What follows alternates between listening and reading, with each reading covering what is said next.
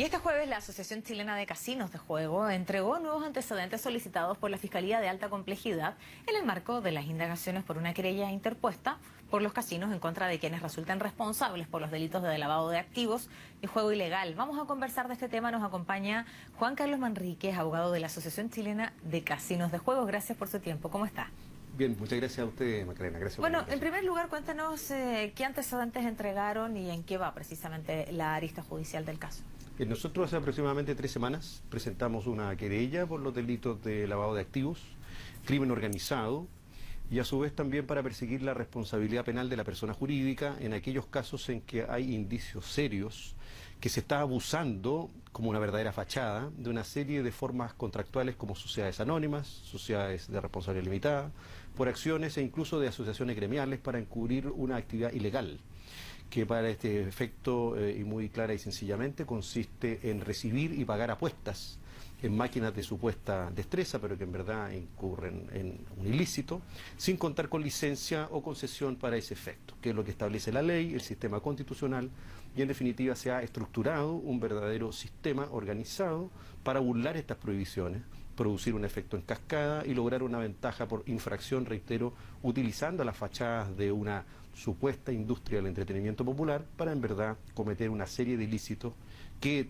poco tienen de sencillos. ¿Y contra quién es esta querella? Nosotros hemos presentado una querella por un caso específico y determinado en una zona de Santiago y hoy hemos incorporado no menos de 35 sociedades, personas, vínculos en distintos niveles y cadenas, desde la internación, la distribución, el armado, la explotación de locales y también aquellos que les dan apoyo, cobertura e incluso también cierta asistencia financiera.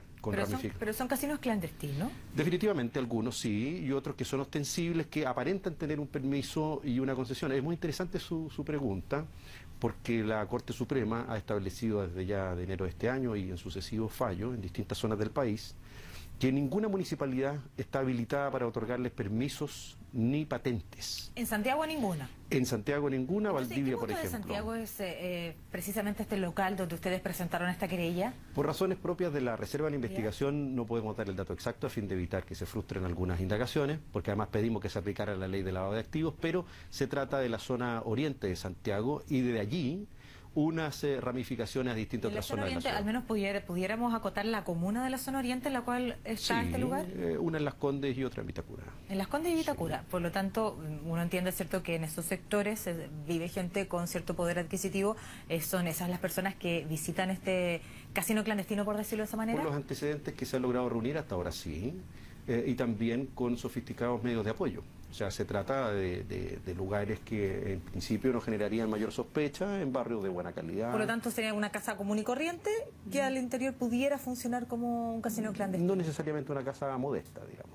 Claro, pero como una casa, no común y corriente me refiero a como una casa que pudiera ser habitada por una familia. Efectivamente, digamos. Sí. Perfecto. ¿Sí? No aparentan ser un local comercial, ni tampoco una casa de cita, una casa de envite, etcétera, como puede decirlo la ley, ¿no? Pero efectivamente se trata de un local donde se practica juego y se pagan apuestas a cambio de dinero, incluso por medios electrónicos bastante sofisticados. ¿Y quiénes controlan ese tipo de casas? Ese es el problema.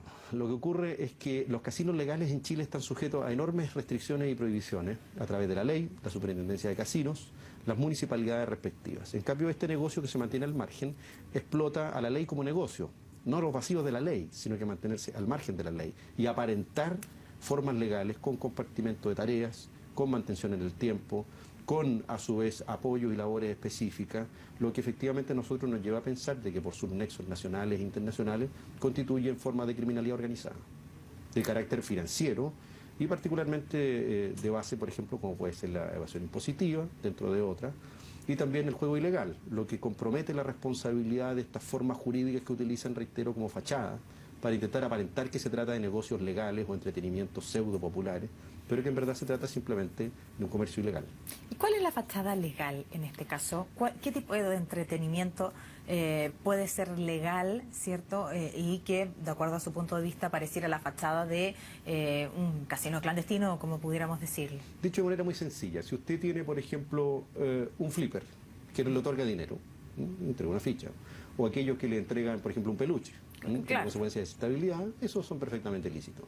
Pero si usted tiene una patente que aparenta decir juegos electrónicos, incluso de juego programado, si usted aparenta decir que tiene, por ejemplo, ciertas habilidades o destrezas, y en verdad ese mecanismo recibe una apuesta en dinero y paga una apuesta en dinero, y a veces más allá de los márgenes que la propia ley establece debe pagar, por ejemplo, un casino legal, allí usted tenga la más plena certeza que está frente a un casino ilegal, aunque diga que tiene una patente y un permiso. La Corte Suprema chilena ha sido extremadamente clara los últimos, digamos, 6-7 meses en fijar un criterio, pero diáfano en ese sentido. Por ejemplo, en la municipalidad de Valdivia, que es un ejemplo muy bueno a este respecto, ya no hay patentes ni otorgadas en este sentido. La municipalidad de Chillán, lo propio ha ocurrido en Calama, para decirlo aquí también, por ejemplo, en Recoleta, en Viña del Mar.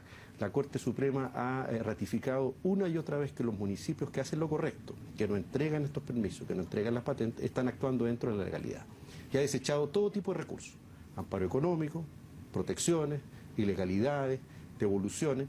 Hace poco, por ejemplo, en Copiapó se incautaron un número considerable de máquinas, en no menos de 40 locales, y para que usted vea, por ejemplo, el nivel del cual estamos hablando. Se trata de un tercer turno de operación respecto del cual nos incautaron menos de 12-15 millones de pesos, lo que le lleva a usted a pensar, simplemente haciendo un cálculo aritmético, que en una ciudad pequeña, ese tipo de juego genera aproximadamente 1.200 millones de pesos. O sea, públicamente se ha dicho que en Chile explotan más de 700.000 máquinas y producen más de 950 millones de dólares. En Estados Unidos no hay más de 200.000 de estas máquinas. En España, donde hay 70 millones de personas, son mucho menos que las que hay en Chile. Entonces, piense usted. Y se generan otras externalidades muy negativas. Por ejemplo, hace poco supimos, cerca de la sexta región, un casino claramente clandestino, ilegal, de tragamonedas, un niño menor de edad, engatusado por un mayor de edad, termina siendo violado al interior de un casino. O sea, son cuestiones que uno no se imaginaría van a ocurrir alguna vez en un medio legal regulado. Hablando de esta, bueno, de contra quienes ustedes presentaron, cierto, esta querella, y usted ha hablado de, cierto, en este caso varios actores, no ha querido revelar la identidad por el respeto de la investigación, por supuesto, pero ha hablado de estas casas que tienen una fachada que pareciera, cierto, que es legal, pero de acuerdo a su punto de vista y a quien usted representa, cometen estos ilícitos. El ilícito es para quienes ofrecen, cierto, este servicio, pero hay un ilícito para quienes también participan de este negocio, como aquellos que buscan la entretención o que buscan ganar en las apuestas. No, el cliente en nuestro sistema no comete delito. En el sistema regulado, si por ejemplo el cliente pretende engañar al sistema de juego, pretende saltarse las reglas. No, pero si el cliente ingresa a una casa que es ilegal, él no comete ningún ilícito. No, en principio no, porque en el fondo se entiende también una... Él también fue engañado. No necesariamente, pero es un elemento necesario para que el juego en realidad pueda operar. Ahí la sanción y el reproche queda dirigido específicamente a los organizadores, a los financistas y a los que otorgan los distintos componentes de la operación de estas casas. Usted representa la Asociación Chilena de Casinos de Juego, ¿cierto? No operan en Santiago, sabemos bien, ¿cierto?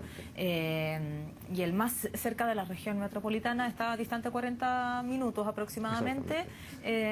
Pero ya, cierto, una vez ingresados a la región de Valparaíso, sabemos, ahí, cierto, en San Felipe de los Andes.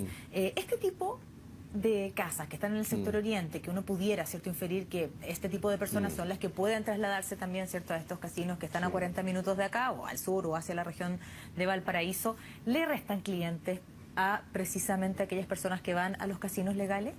¿O son públicos distintos? No, hay tres niveles de análisis sobre eso. Hay quienes han dicho, en definitiva, que aquí lo único que buscan los casinos legales es llevarse la totalidad del negocio y evitar una competencia de aquellos que objetivamente no pueden ingresar a los casinos. Eso no es cierto, por una razón muy sencilla. Porque resulta que, en primer lugar, lo que se protege aquí es un diseño constitucional y legal. Quien va a instalar un casino legal debe hacer enormes inversiones. Tiene que postular a una licitación internacional para obtener una licencia, tiene que negociar con un municipio que tiene un casino originario y obtener la concesión, tiene que celebrar una serie de contratos anexos de operación, de entretenimiento, etcétera. Son inversiones millonarias. En consecuencia, el juego por regla general en Chile está prohibido y la Constitución y la ley lo permiten en ciertos casos. Eso se llama una causal de justificación. Y para poder tenerla, además, hay que obtener estas autorizaciones estatales y hacer esto de enorme esfuerzo. Quien no hace eso, se salta esa regulación, comete una ventaja por infracción y produce un efecto en cascada porque el que está al lado dice si este lo hizo y nadie me dice nada, ¿por qué no lo voy a hacer? Y si es tan buen negocio. Hay quienes señalan que incluso pueden lograr hasta 300, 500 mil pesos diarios por máquina, ¿no? ¿Verdad? Incluso en lugares que no tienen nada digamos, de juego popular en definitiva. Si eso es así, usted lo multiplica por 700.000. Efectivamente, el daño que hay, en primer lugar, sobre el orden económico en general es significativo. En segundo lugar, el mantenerse alejado de las posibilidades de regular el juego, la adicción, la ludopatía, la seguridad, el ingreso de niños a estos locales, que está prohibido en los lugares, como se llama, regulados. Y por último, efectivamente, la merma directa de interés patrimonial de los casinos es evidente. Nosotros hace poco acabamos de medir, y estamos validándolo, en alguna zona en la que se cerraron varias salas, el efecto que produjo sobre los ingresos del operador más cercano el que no menos de 40 o 45 salas estuvieran cerradas un par de días, porque es un efecto notorio. Si usted lo multiplica a nivel nacional, evidentemente allí eso no se explica solo con un pseudo intento de regularización o incluso, digamos, por la vía tributaria. Las causales de infracción y de externalidades negativas son mucho mayores que esas. Gracias por habernos acompañado esta tarde, abogado. Por supuesto, vamos a seguir de cerca también el trámite que se está llevando adelante en la justicia. Que esté bien. Muchas gracias, ustedes también.